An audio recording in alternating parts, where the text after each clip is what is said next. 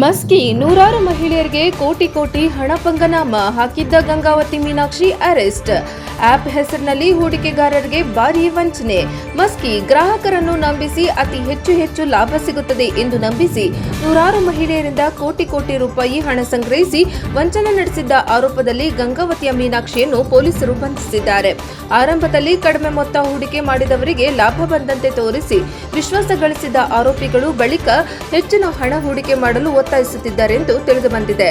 ಹೆಚ್ಚು ಆದಾಯದ ಆಸೆಯಲ್ಲಿ ಹಲವರು ತಮ್ಮ ಜೀವನ ಪೂರ್ತಿ ಸಂಗ್ರಹಿಸಿದ್ದ ಹಣವನ್ನೇ ಕಳೆದುಕೊಂಡಿದ್ದಾರೆ ಎನ್ನಲಾಗಿದೆ. ಪ್ರಕರಣ ಬೆಳಕಿಗೆ ಬಂದ ಬಳಿಕ ಹಲವು ಮಹಿಳೆಯರು ಪೊಲೀಸರಿಗೆ ದೂರು ನೀಡಿದ್ದು, ತನಿಖೆ ವೇಳೆ ದೊಡ್ಡ ಮಟ್ಟದ ಹಣಕಾಸು ವಂಚನೆ ನಡೆದಿರುವ ಶಂಕೆ ವ್ಯಕ್ತವಾಗಿದೆ. ಈ ಘಟನೆ ಸಾಮಾಜಿಕ ಜಾಲತಾಣಗಳಲ್ಲಿ ಭಾರೀ ಚರ್ಚೆಗೆ ಗ್ರಾಸವಾಗಿದ್ದು, ತ್ವರಿತ ಲಾಭ ಎಂಬ ಆಮಿಷಕ್ಕೆ ಬಲಿಯಾಗಬೇಡಿ ಎಂದು ಪೊಲೀಸರು ಸಾರ್ವಜನಿಕರಿಗೆ ಎಚ್ಚರಿಕೆ ನೀಡಿದ್ದಾರೆ. ಯಾವುದೇ ಹೂಡಿಕೆ ಮಾಡುವ ಮೊದಲು ಅದರ ನಂಬಿಕೆ, ದಾಖಲೆಗಳು ಹಾಗೂ ಅಧಿಕೃತ ಮಾಹಿತಿಯನ್ನು ಪರಿಶೀಲಿಸುವುದು ಅತ್ಯಂತ ಮುಖ್ಯ ಎಂದು ಅಧಿಕಾರಿಗಳು ಸಲಹೆ ನೀಡಿದ್ದಾರೆ.